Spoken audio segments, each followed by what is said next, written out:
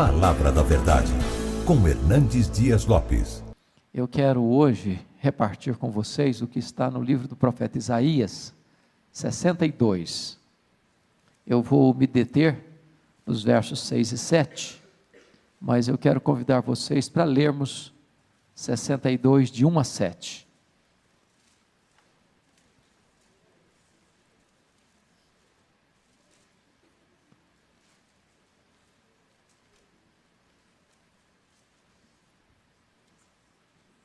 Isaías 62, de 1 a 7. Está escrito o seguinte: por amor de Sião, me não calarei, e por amor de Jerusalém, não me aquietarei, até que saia a sua justiça como um resplendor e a sua salvação como uma tocha acesa. As nações verão a sua justiça, e todos os reis a tua glória. Serás chamada por um nome novo que a boca do Senhor designará. Serás uma coroa de glória na mão do Senhor, um diadema real na mão do teu Deus. Nunca mais te chamarão desamparada, nem a tua terra se denominará jamais desolada, mas chamar-te-ão minha delícia, e a tua terra desposada, porque o Senhor se delicia em ti, e a tua terra se desposará. Porque como o jovem desposa a donzela, assim teus filhos te desposarão a ti, como o noivo se alegra da noiva, assim de ti se alegrará o teu Deus. Agora vamos nos deter nos versos que vamos trabalhar hoje aqui, versos 6 e 7, se você tem a versão atualizada como a minha, leia comigo por favor, vamos juntos? Sobre os teus muros, ó Jerusalém, pus guardas, que todo dia e toda noite jamais se calarão. Vós os que fareis lembrar do Senhor, não descanseis, nem deis a ele descanso, até que restabeleça Jerusalém e a ponha por objeto de louvor na terra. Amém. Bom, esse texto começa com promessas. E o contexto aqui é de uma Jerusalém desolada, e Jerusalém aqui é um emblema, é um símbolo do povo de Deus, é um símbolo da igreja, e nesta tarde eu gostaria que nós encarássemos como um símbolo da nossa família. Reveses acontecem, lutas chegam, tempestades desabam, crises nos emparedam, e há momentos em que parece que a nossa Jerusalém fica desolada, mas Deus está agora prometendo que esta terra, que esta cidade, que este povo, não vai mais ser um povo desolado, mas vai ser a delícia de Deus, não vai trazer mais desgosto para Deus, mas vai ser o prazer de Deus.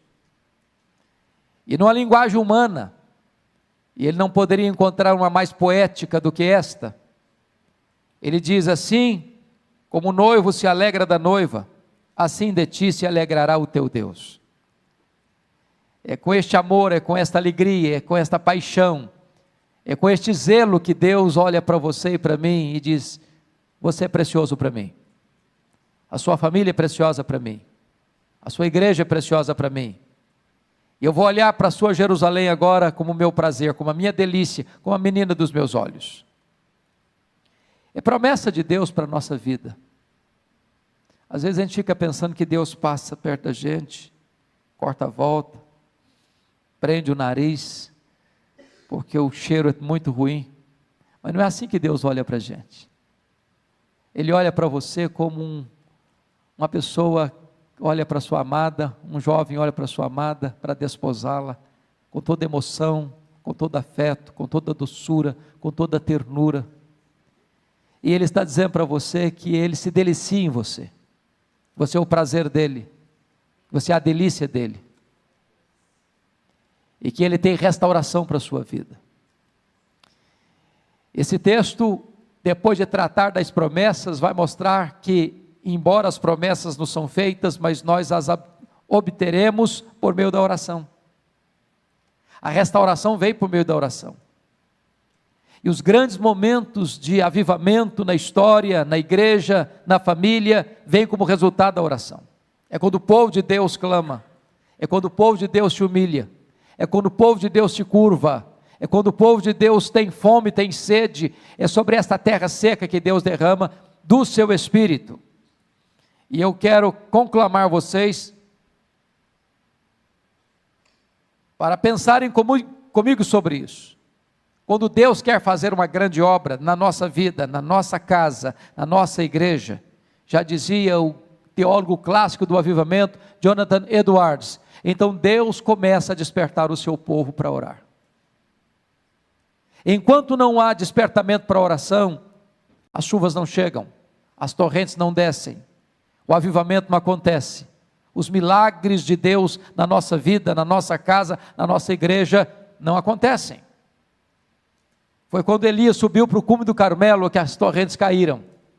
E hoje eu gostaria que vocês olhassem comigo essa passagem bíblica, e tirasse daqui 7 lições. Eu não sei se você tem o hábito de andar com a caneta, andar com um caderninho, andar com um papel, ou se você tem agilidade no seu smartphone para anotar isto, mas eu queria compartilhar com vocês aqui 7 características de uma oração por restauração, da nossa Jerusalém, da nossa casa, da nossa igreja, da nossa vida.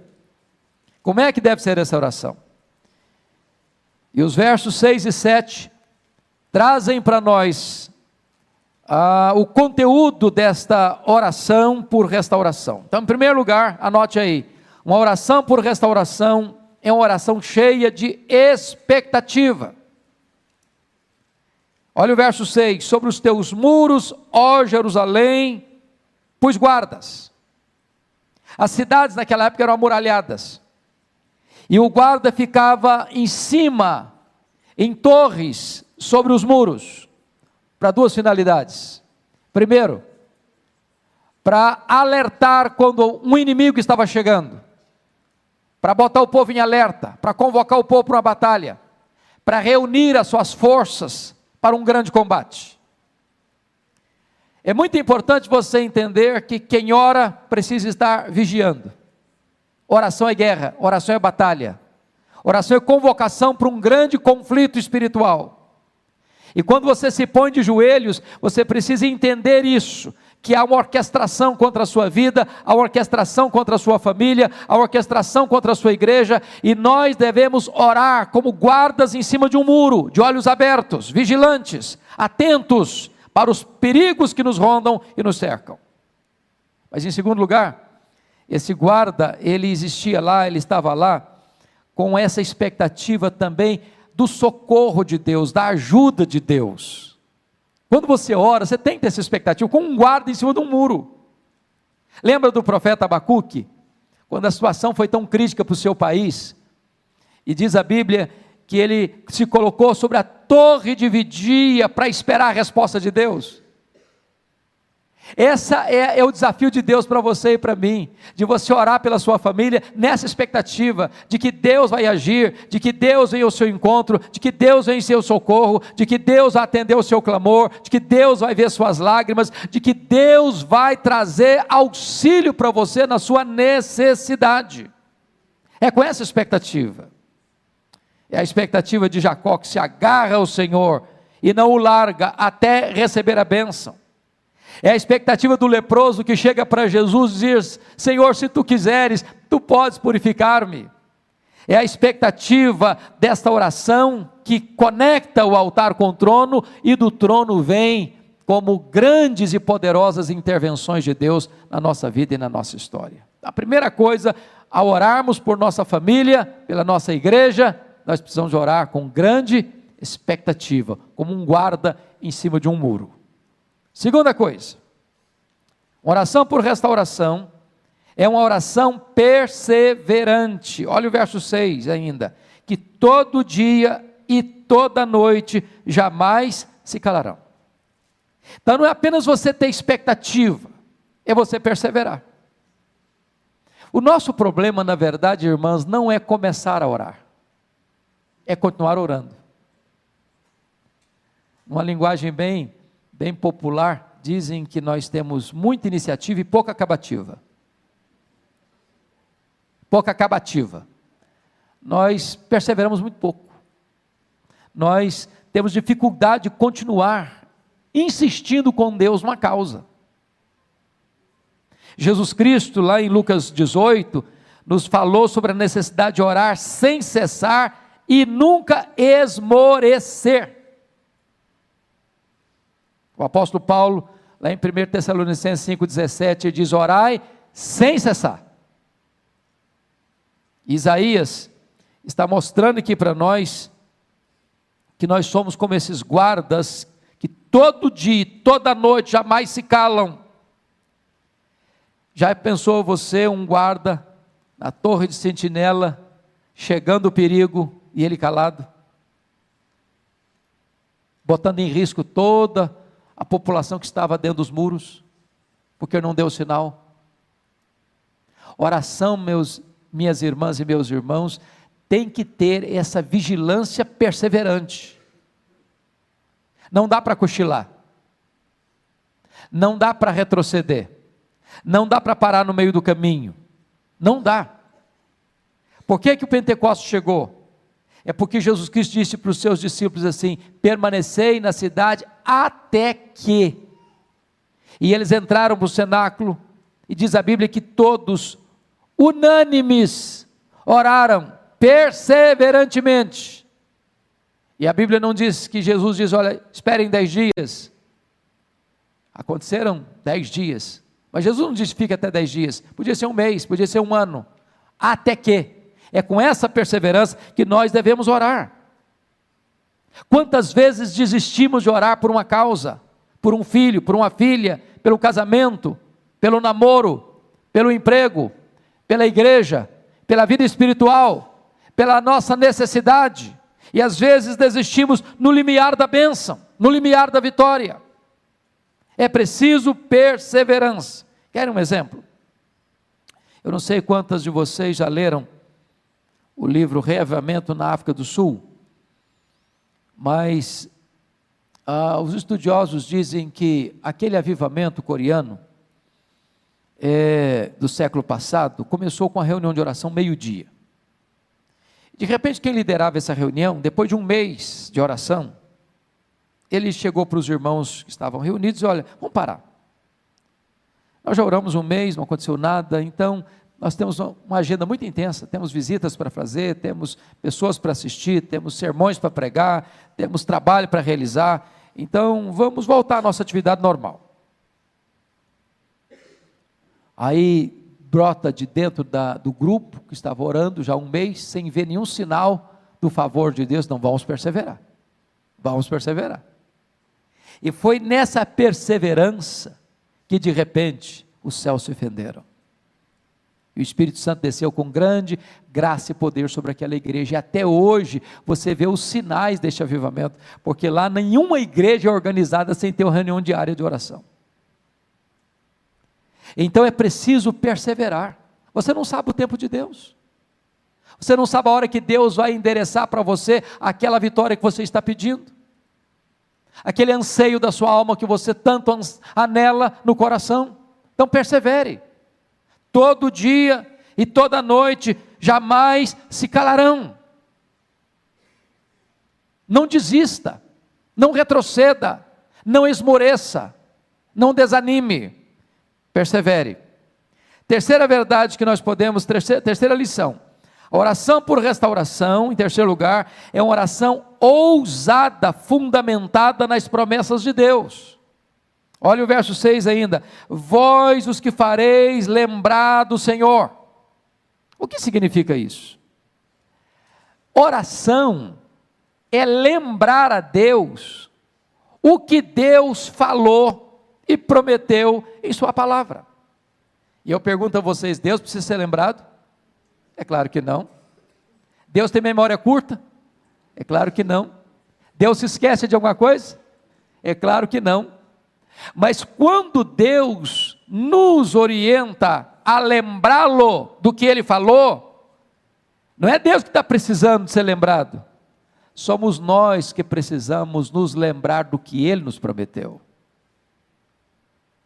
Porque oração é exatamente falar para Deus, falar: Deus, eu estou pedindo o que o Senhor prometeu, é orar as promessas de Deus, é orar a palavra de Deus, e orar as promessas de Deus, e pedir para Deus aquilo que Ele já prometeu na sua palavra, é ter a convicção de que você está orando segundo a vontade de Deus, porque Ele vela pela sua palavra em a cumprir, Ele não deixa que nenhuma das suas promessas caia por terra, em todas elas nós temos o sim, e nós temos o amém, louvado seja Deus por isso.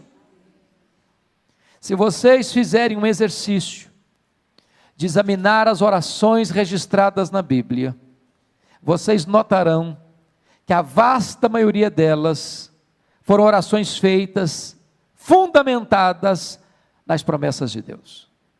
Foi assim com o rei Ezequias, foi assim com o rei Josafá, foi assim com o profeta Daniel, foi assim com Neemias. Eles começam a orar dizendo: Deus, tu falaste, tu prometeste, a tua palavra diz. E quando você ora assim, você ora com ousadia, você ora na convicção de que você está pedindo algo que é da expressa vontade de Deus, porque Deus não deixa a sua palavra e as suas promessas caducarem. Vocês acham que Deus está interessado na salvação da nossa família? Vocês acham que Deus se interessa pela salvação dos nossos filhos? Vocês acham que Deus se interessa pela harmonia do nosso casamento? Vocês acham que Deus está interessado na salvação de toda a nossa casa? Promessa dele. Nossos filhos são herança dele.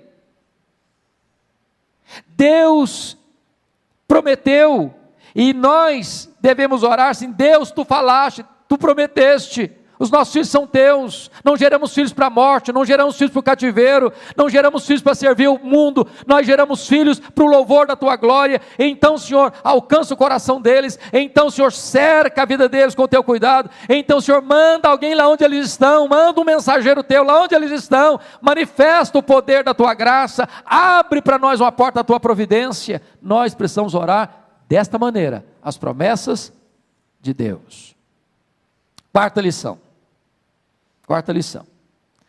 Uma oração por restauração é uma oração ininterrupta e infatigável.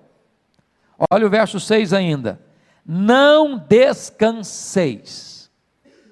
Bom, eu acho que ninguém aqui tem dúvidas de que nada cansa mais a gente fisicamente do que oração. Quer ver uma pessoa cansada? Manda ela orar. Você pedir para o camarada: vai lá no centro da cidade, compra isso assim para mim, o cara vai, volta, carinha alegre, pede para ele ajoelhar 10 minutos e orar. Com 3 minutos ele esgotou o assunto.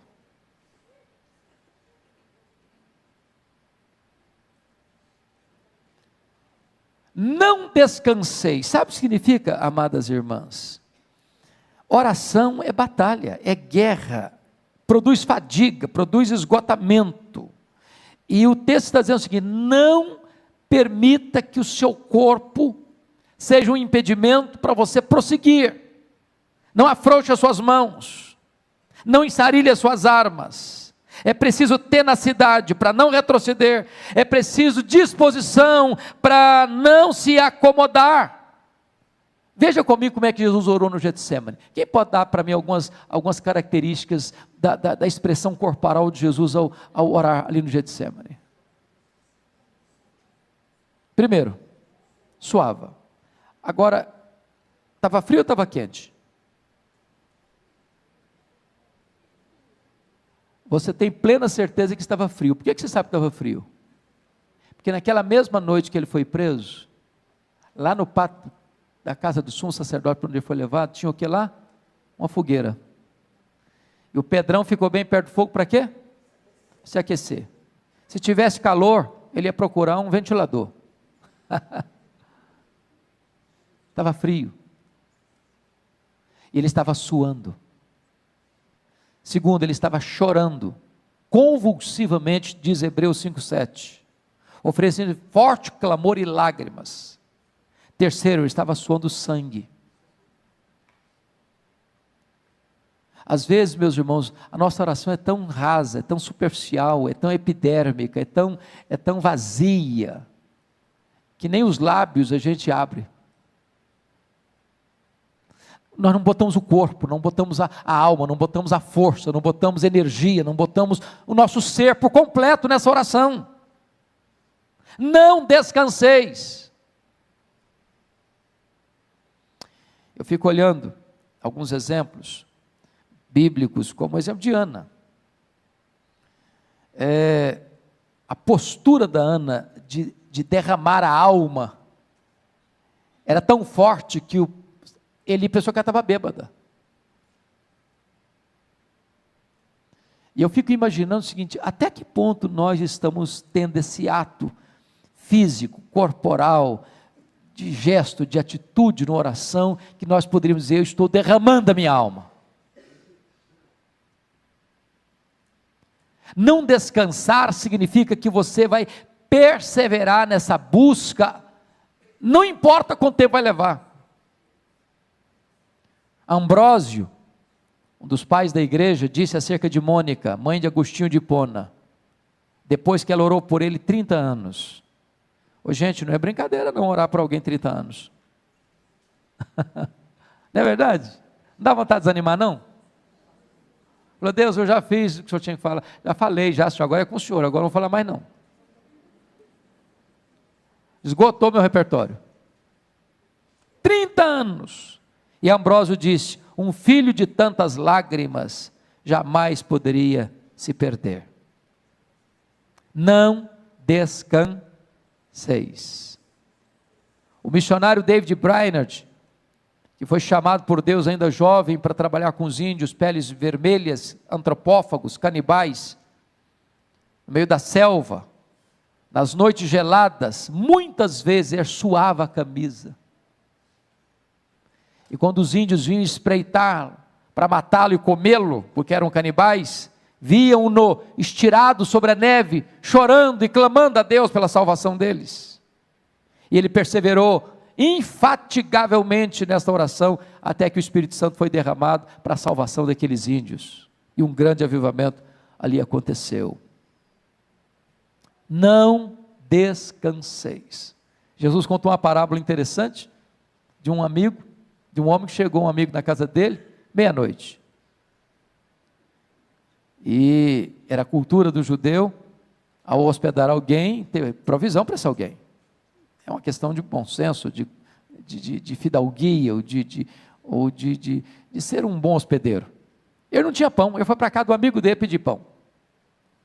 Para mim empresta 3 pães. Falei: eu estou dormindo, cara, eu não vou levantar não. Não, mas eu não posso ir embora sem os pães. Não, mas eu não vou levantar agora. E o cara ficou insistindo. Até que a pessoa levantou e atendeu o pedido dele. É claro que Jesus está contando essa parábola por contraste.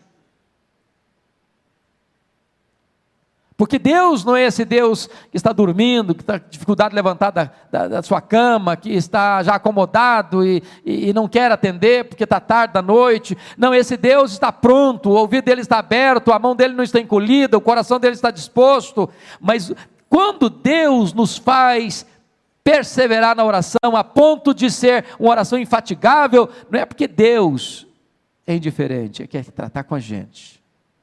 É com você, é comigo que Ele quer tratar. É por isso que a Bíblia diz: não descanseis. Então você não está dispensada, você não está dispensado de continuar intercedendo pela sua família, pelos seus filhos, pelo seu marido, pela sua esposa, pela sua parentela, pela sua igreja. Persevere. Não deixe a peteca cair. Não jogue a toalha, não ensarilhe as armas. Não descanseis. Quinta lição desse texto: oração por restauração. Em quinto lugar, é uma oração importuna e ousada. Olha o verso 7. Nem deis a ele, a Deus, descanso. Essa oração aqui é muito audaciosa, não é não? Você já pensou o que é o profeta Isaías dizer para os olhos? Não dê a Deus descanso, não. Não deixa Deus cochilar, não. Continua batendo. Lutero dizia que oração é esmurrar o céu. Jesus ensinou que orar é pedir, buscar e bater.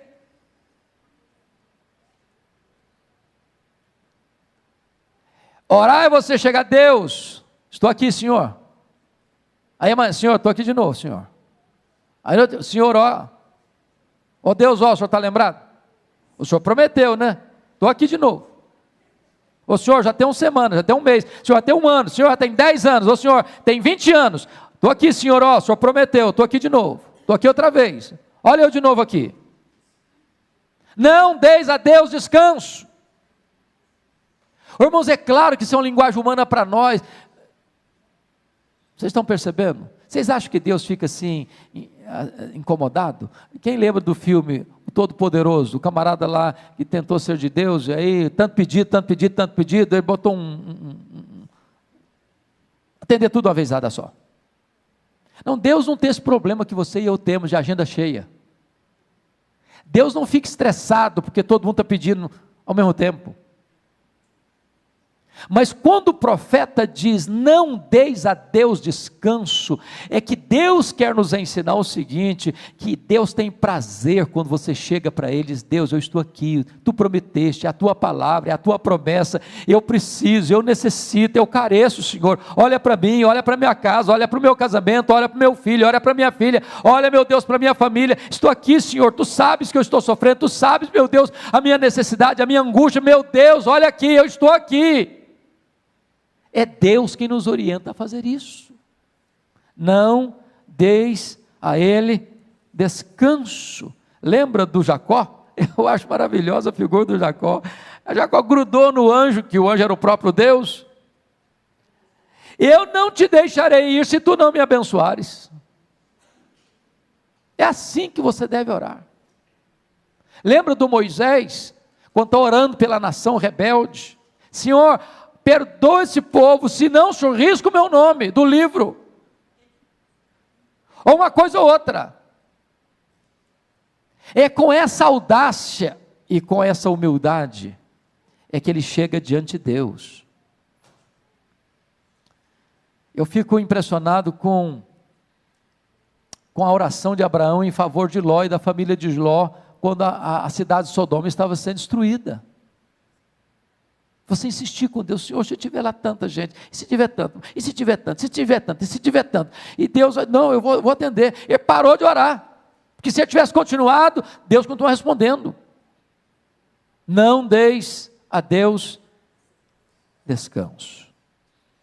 Eu acho que vocês já leram sobre o avivamento dos Estados Unidos do século XIX, e para nós esse avivamento é muito importante, porque começa com um homem que era um comerciante, Jeremias Lampier, e ele era um vendedor, e depois ele foi nomeado como missionário urbano, e esse missionário Jeremias Lampier teve uma ideia, vou escrever um folheto, e vou distribuir perto do hotel, onde ele se reunia com os comerciantes, e distribuiu, e convidou as pessoas para virem para uma reunião de oração, meio-dia no hotel.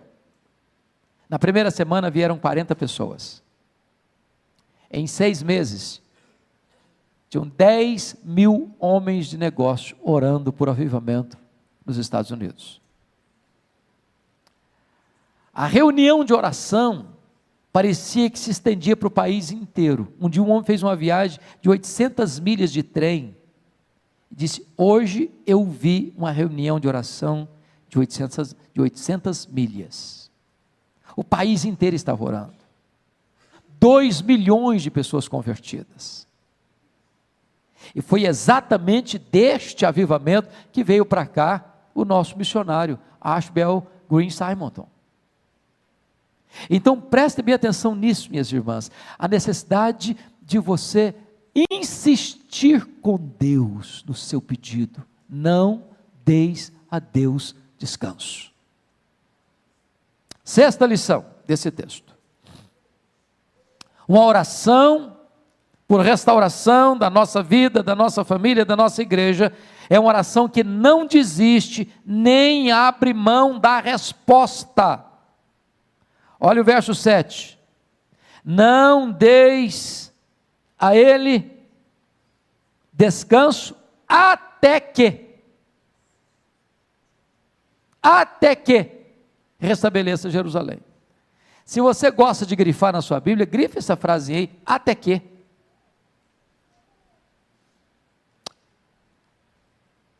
Deus disse, se você orar uma semana eu vou atender, foi isso que está escrito aí? E um mês também? E um ano? E uma década? Não. Você vai insistir com Deus, não dá descanso a Deus até quando? Até que. Então você vai orar pelo seu filho, não vai? Está orando por ele. Até quando? Até que. E pelo seu marido? Até que. Pela sua casa? Até que. Você não vai desistir. Você não tem licença para desistir. Você não tem permissão para desistir. Você não abre mão da resposta. É com essa garra, é com essa determinação, é com esse entendimento espiritual, é que nós devemos orar, minhas irmãs, meus irmãos.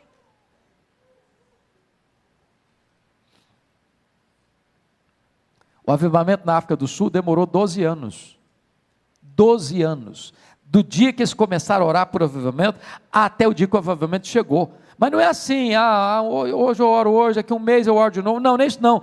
É de orar focadamente, precisamente, especificamente, objetivamente por essa causa. Quem já leu as obras ou a biografia de George Miller, os biógrafos de George Miller dizem que ele teve mais de 3.000 orações específicas respondidas. 2 não foram, enquanto ele viveu.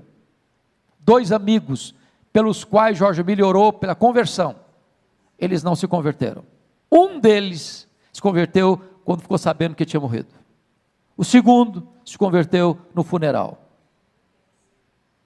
Eu não sei se você vai ver todas as suas orações respondidas em vida, mas saiba que nenhuma oração sua ficará sem resposta, ainda que você não veja. Finalmente, último lugar, 7º lugar, uma oração por restauração da nossa vida, da nossa família, da nossa igreja, é uma oração específica, por uma intervenção sobrenatural de Deus, por uma restauração gloriosa de Deus. Olha aí o versículo 7, até que restabeleça Jerusalém e a ponha por objeto de louvor na terra. Jerusalém estava desolada, e Deus prometeu de transformar aquela cidade desolada numa coroa de glória, uma diadema real. Aquela cidade que estava provocando a ira de Deus, o desgosto de Deus, seria a delícia de Deus. Em vez de Deus olhar para ela e cortar a volta dela, Deus olhava para ela como um noivo desposava a sua amada, tendo prazer nela, contentamento nela e felicidade nela.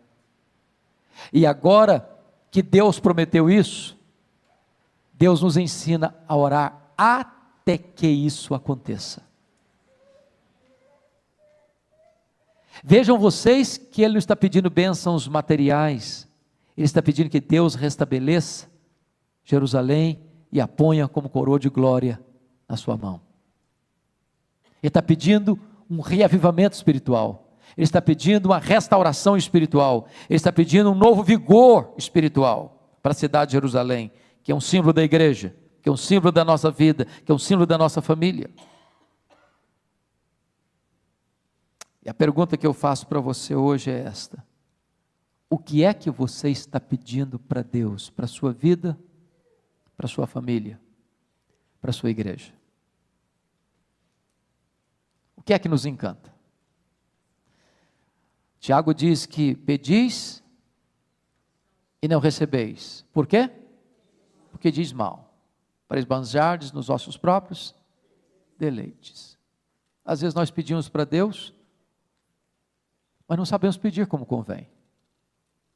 Às vezes nós pedimos para Deus uma pedra pensando que estamos pedindo um pão, uma cobra pensando que estamos pedindo um peixe, um escorpião pensando que estamos pedindo um ovo, o que vai nos destruir pensando que estamos pedindo o que vai nos dar vida, porque às vezes os nossos pedidos são egoístas, mas se nós estamos pedindo conforme a vontade de Deus, se nós estamos orando as promessas de Deus, se nós estamos dizendo para Deus o que Ele mesmo nos disse em sua palavra, se nós estamos querendo de fato uma restauração para a nossa vida e para a nossa família e para os nossos filhos e para a nossa igreja, podem ter certeza que não cairá esta oração em ouvidos moucos, porque os ouvidos de Deus não estão surdos, estas mãos não estarão encolhidas para nos estender e nos dar a resposta, porque o braço de Deus está estendido, porque Ele tem pressa e tem prazer em atender aos seus filhos.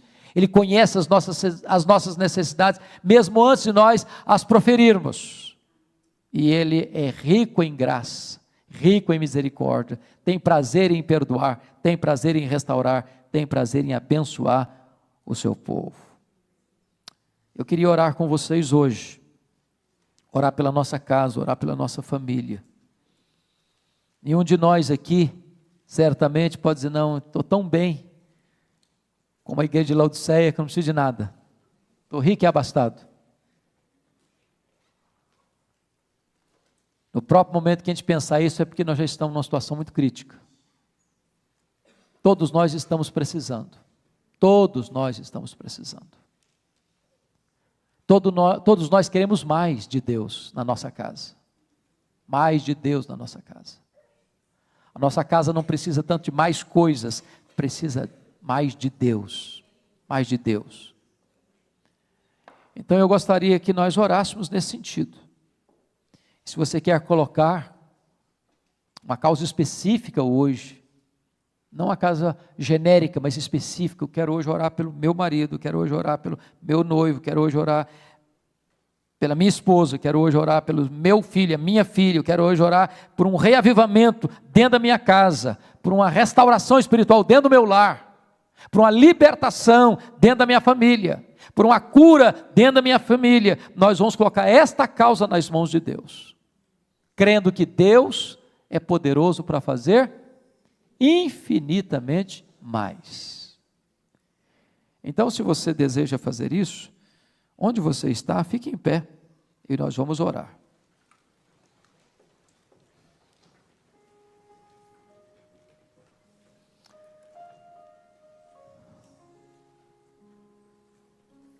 Senhor Deus, Tu és maravilhoso, Tu és revestido de glória e poder, Tu és fiel a Ti mesmo, fiel à Tua própria palavra, fiel às Tuas próprias promessas. Nós estamos aqui cheios de esperança, porque a esperança que temos não emana de nós mesmos, não procede do braço da carne. A esperança que nutrimos na alma emana da Tua própria palavra, palavra viva.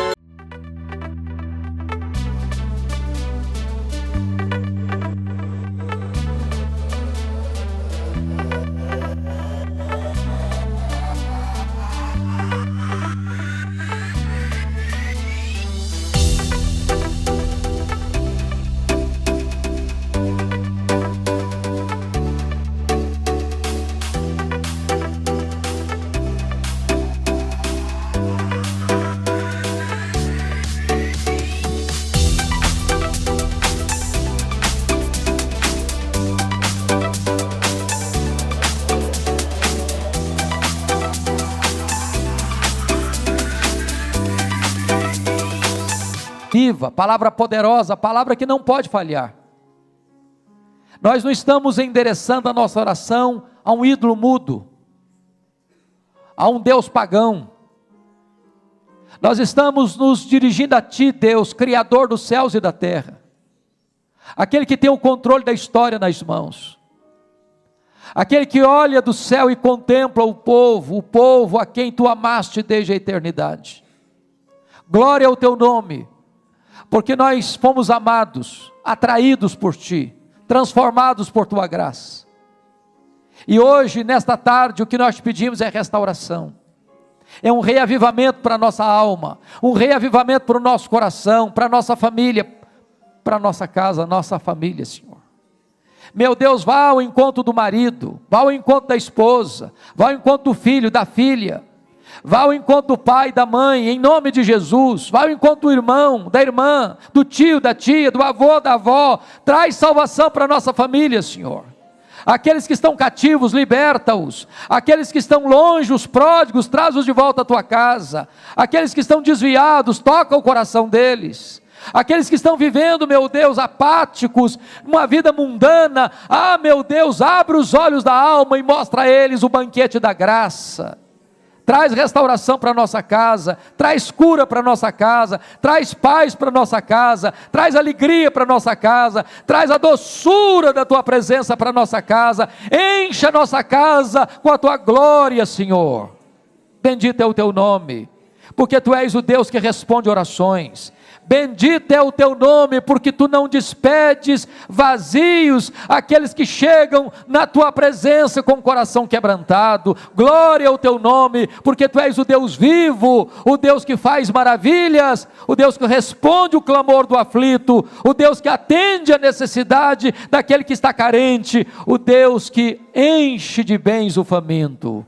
Louvado seja o Teu nome, por esta gloriosa e bendita hora de oração. Glória ao Teu nome, pelas pessoas que vieram a esta tarde aqui buscar a Tua face, que ao voltarmos para casa, Senhor, voltemos como Ana um dia voltou, com brilho no rosto, com a promessa da vitória nas mãos. Louvado seja o Teu nome, em nome de Jesus, aleluia, amém, amém, louvado seja Deus.